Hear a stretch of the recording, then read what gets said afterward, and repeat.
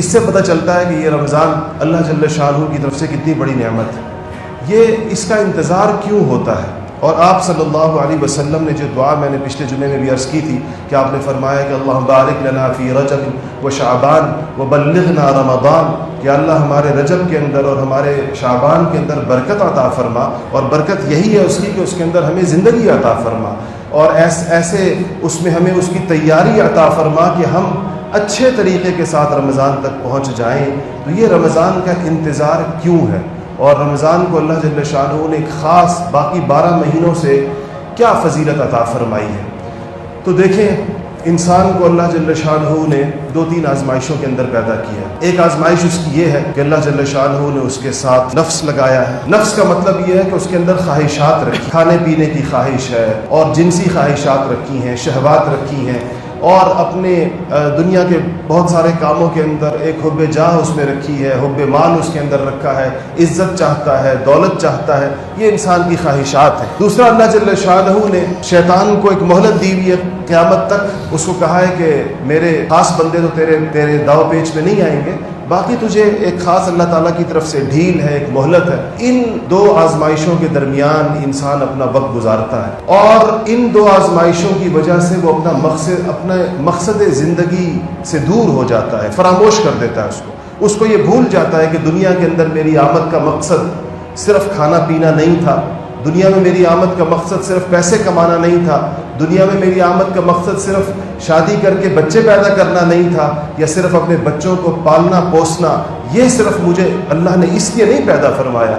تو جب یہ چیز اس کو بھول جاتی ہے، فراموش ہو جاتی ہے، دنیا کے کاموں کے اندر وہ اس قدر مشغول ہو جاتا ہے، جیسے کولو کا بیل ہوتا ہے جو ایک اس کے گر چکر لگا رہا ہوتا ہے.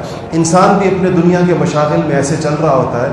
ایسے میں اللہ جل شانہ اس کو ایک موقع عنایت فرماتے ہیں، اور موقع یہ عنایت فرماتے ہیں کہ شیطانوں کو بند کر دیا جاتا ہے. ایک، اس کے دشمن کا رستہ روک دیا جاتا ہے، اور دوسرا، اس کے نفس کو جن چیزوں سے غذا ملتی ہے، اس کے اندر جو خواہشات اور جو اس کے اندر جو شہوات، جنسی خواہش ہو، کھانے پینے کی خواہش ہو، گناہوں کی خواہش ہو، ان کو جس چیزوں کے ذریعے سے غذا ملتی ہے، ان حلال رستوں کو بھی اللہ جل شانہ روک دیتے ہیں.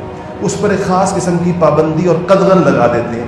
ورنہ آپ کو پتہ ہی ہے کہ کھانا پینا ایک مباح کام ہے، ایک جائز کام ہے، اور انسان باقی 11 مہینے جس وقت مرضی کھائے اور حلال کھائے، بس اس کے اوپر کوئی پابندی نہیں ہے. لیکن رمضان المبارک میں اللہ جل شانہ نے حلال پر بھی پابندی لگائی، کھانے پر بھی، اور اسی طرح میاں بیوی کے تعلقات کے اوپر بھی پابندی لگائی ہے خاص وقت کے لیے، کہ یہ چیزیں اگرچہ جائز ہیں، لیکن ان میں مشغول رہنے والے آدمی کو اپنے نفس کے ساتھ ایک تعلق زیادہ رہتا ہے، نفس کے تقاضوں کو پورے کرنے کی طرف دھیان رہتا ہے. تو اللہ جل شانہ نے ایک مشق اس کے لیے رکھی.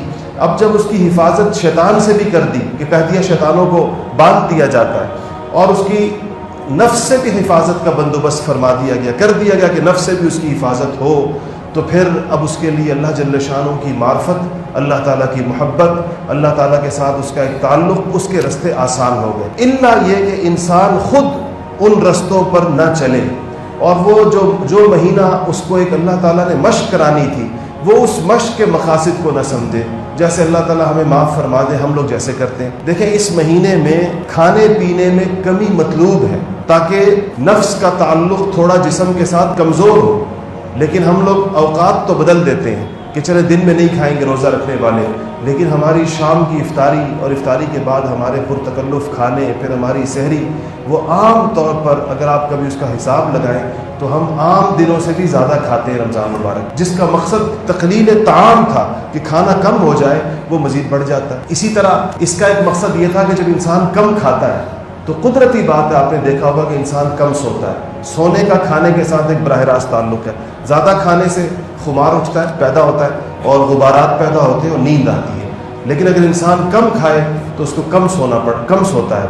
لیکن جب ہم لوگ زیادہ کھاتے ہیں تو رمضان المبارک کو پھر باقی اوقات ہمارے سونے کے اندر گزر جاتے ہیں. اس لیے آپ نے دیکھا ہوگا کہ اگر کبھی کوئی بندہ اپنا حساب لگائے تو رمضان کے اندر ہمارے نیند کے گھنٹے بھی بڑھ جاتے ہیں اور ہمارے کھانے کی مقدار بھی بڑھ جاتی ہے. حالانکہ انہی دونوں چیزوں سے، ان حلال چیزوں سے منع، یعنی اس میں ایک روکنا قدرے مطلوب تھا کہ انسان اس میں تھوڑی مشق کرے.